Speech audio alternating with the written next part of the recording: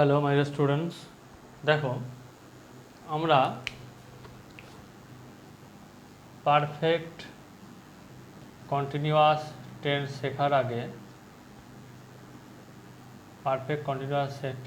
আগে এই দুটো জিনিস আগে শিখে নেব, কারণ এই দুটো জিনিসের উপরেই অনেকটা পারফেক্ট কন্টিনিউয়াস টেন্স ডিপেন্ড করছে।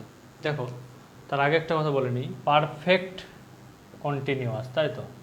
তাহলে যে টেন্সটা নতুন টেন্স পাবো সেটাতে পারফেক্টের রুলসও থাকবে, আবার কন্টিনিউয়াসের রুলসও থাকবে, তাই তো? পারফেক্টও থাকবে, কন্টিনিউয়াসও থাকবে, ঠিক সেটাই আমরা শিখব। তার আগে আমরা এই সিন্স আর পরে এই ব্যবহারটা শিখব। দেখো সিন্স বলছে নির্দিষ্টভাবে আমি বলতে পারি, তখন হচ্ছে সিন্স। যেমন লাস্ট টিউসডে, লাস্ট মানে গত মঙ্গলবার, তাই তো? তার মানে আজকে থেকে গত মঙ্গলবারের কথা বলছি। কিন্তু যখন বলছি 2 days মানে দুদিন, তাই তো? কোন দুদিন? আজকে থেকে দুদিনের কথা বলছি, কি সেই দুদিনের কথা বলছি, 10 বছর আগেকার দুদিনের কথা বলছি? ক্লিয়ার নয়। সেই জন্য কি এটা হচ্ছে ঠিক নির্দিষ্ট করে যে দিনের কথা বলবে, ঠিক আছে, ঠিক সেটাকে বলা হবে সিন্স। আর ঠিক অনির্দিষ্টভাবে যে কথাটা বলা হবে সেটা হচ্ছে ফর। হলো যেমন লাস্ট 3 years, অর্থাৎ আজকে থেকে বা এই বছর থেকে তার আগের 3 বছর, ঠিক তেমনি 3 years। এখানে কোন 3 years? 5 বছর আগের 3 বছর, তাই তো? এরকমও হতে পারে। তো আমরা নির্দিষ্টভাবে বোঝাতে সিন্স ব্যবহার করব, আর অনির্দিষ্টভাবে ফর, তাই তো? এবার দেখো 3টে ইনস্ট্যান্স দিই, অর্থাৎ 3টে উদাহরণ দিলে আমাদের কাছে ক্লিয়ার হয়ে যাবে।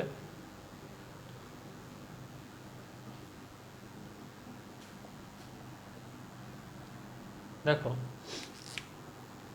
যে আমি 7 দিন ধরে জ্বরে ভুগছি, তাই তো? আমি গত 7 দিন ধরে জ্বরে ভুগছি, এই কথাটা আমি গত 7 দিন ধরে জ্বরে ভুগছি। তাহলে আই হ্যাভ বিন হলো suffering, have been suffering in fever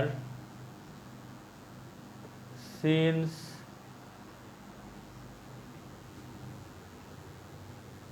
last 7 days। হলো আমি গত 7 দিন ধরে জ্বরে ভুগছি। হলো তাহলে কি এখানে দেখো I have been suffering in fever since last 7 days, অর্থাৎ এখানে সিন্স কেন বসলো? আমি বলছি আজকে থেকে গত 7 দিন ধরে আমি জ্বরে ভুগছি, এই কথার জন্য আজকে থেকে গত 7 দিন ধরে আমি জ্বরে ভুগছি। গত, এই যে লাস্ট, এই কথাটার ভ্যালুটা এখানে অনেকটা গুরুত্বপূর্ণ। ঠিক তেমনি দেখো আমি বলেছি কি পারফেক্টও থাকবে, কন্টিনিউয়াস থাকবে। তাহলে এটা বলে দিই।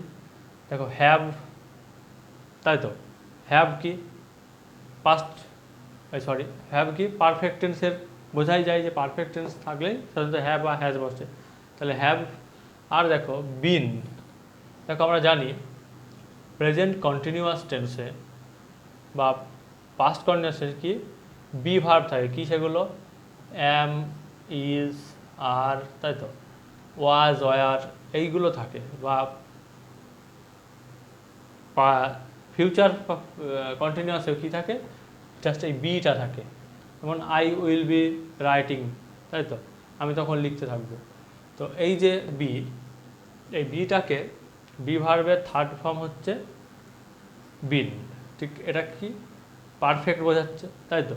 থার্ড ফর্ম হ্যাভ আছে এবং বি ভার্বের থার্ড ফর্ম অর্থাৎ বিন আছে, তাহলে কি পারফেক্ট বোঝালো। তেমনি দেখো সাফার, মেন ভার্ব হচ্ছে সাফার, তার সঙ্গে আইএনজি যোগ আছে, অর্থাৎ কন্টিনিউয়াসের সেন্স আছে। ক্লিয়ার এটুকু? পারফেক্টের সেন্সও আছে, কন্টিনিউয়াসের সেন্সও আছে।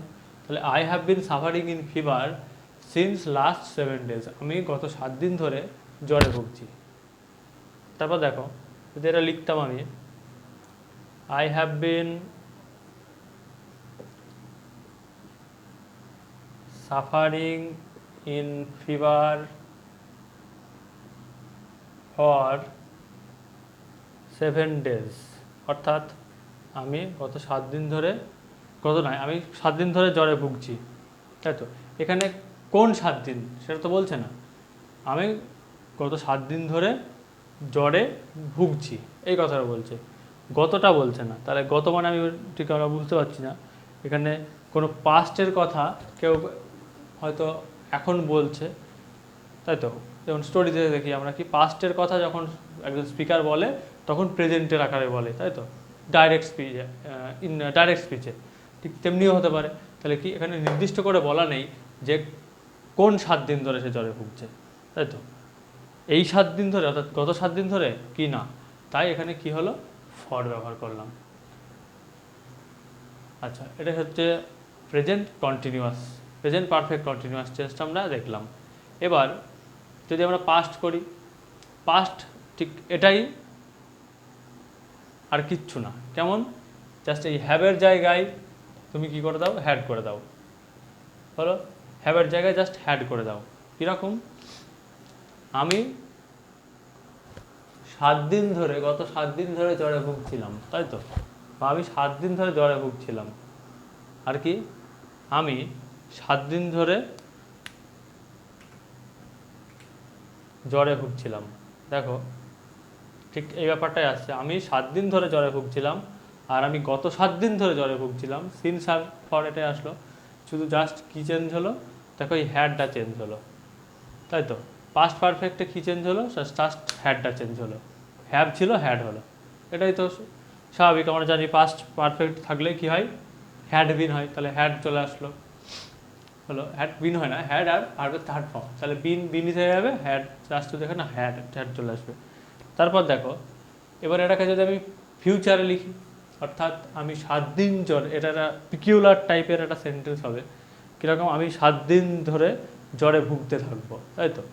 মানে একটা অসম্ভব ব্যাপার, মানে আগাম আভাস করতে পারছি আমি, তাই আগাম বলে দিচ্ছি, অ্যাডভান্স বলেছি কি আমি 7 দিন ধরে জ্বরে ভুগতে থাকবো।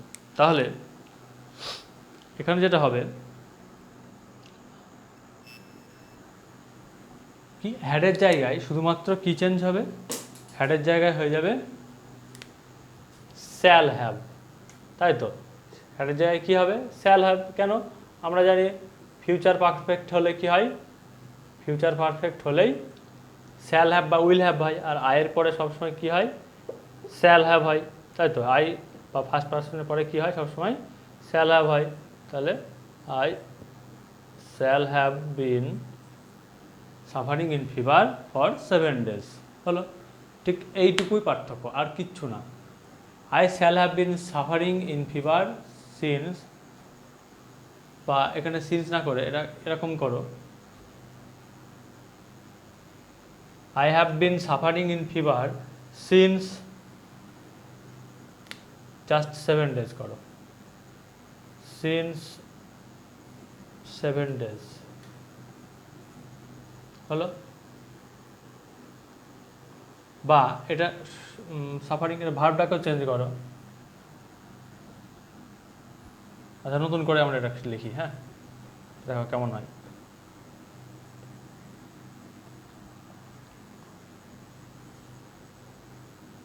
I shall have been living here, আমি এখানে বাস করতে থাকবো। কি, I shall have been living here since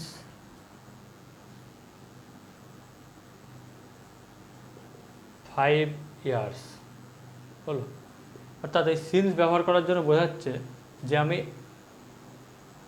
সেই 5 বছর ধরে, ঠিক নির্দিষ্ট করে বলতে যে ঠিক সেই 5 বছর ধরে আমি সেখানে বাস করতে থাকবো।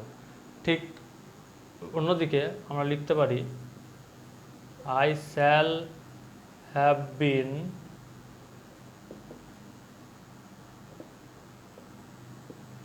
living here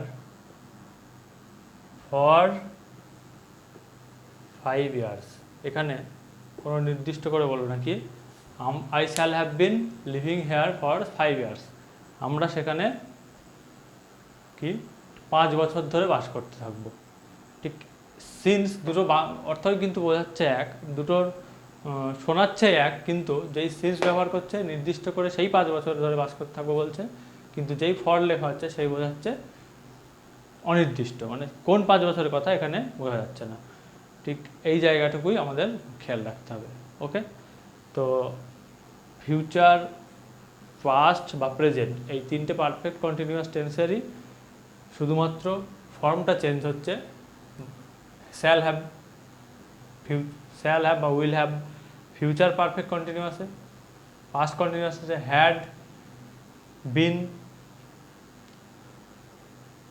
R present continuous, present perfect কন্টিনিউয়াসে উইল, সরি প্রেজেন্ট পারফেক্ট কন্টিনিউয়াসে কি হচ্ছে হ্যাজ বা হ্যাভ, সাবজেক্ট যোগ হ্যাজ বা হ্যাভ যোগ বিন, থার্ড ভার্বের সঙ্গে আইএনজি যোগ হচ্ছে, তাই তো। এইটা হচ্ছে আজকের আমাদের ক্লাস পারফেক্ট কন্টিনিউয়াস। সেখানে যে দুটো মনে রাখার বিষয় সেটা হচ্ছে সিন্স আর ফর। সিন্স মনে রাখবে নির্দিষ্ট করে বলার জন্য, আর ফর হচ্ছে অনির্দিষ্ট করে, এবং এই দুটির উপরেই আমাদের খেয়াল রাখতে হবে এবং এইভাবে এই টেন্সটা রুলসটা প্রয়োগ করতে হবে এবং ট্রান্সলেশনগুলো এইভাবেই করতে হবে। কেমন? তো আজকে আমরা এখানে শেষ করছি। যদি কারো কোনো অসুবিধা থাকে গ্রুপে জিজ্ঞাসা করবে, আমি বলে দেবো। বাই।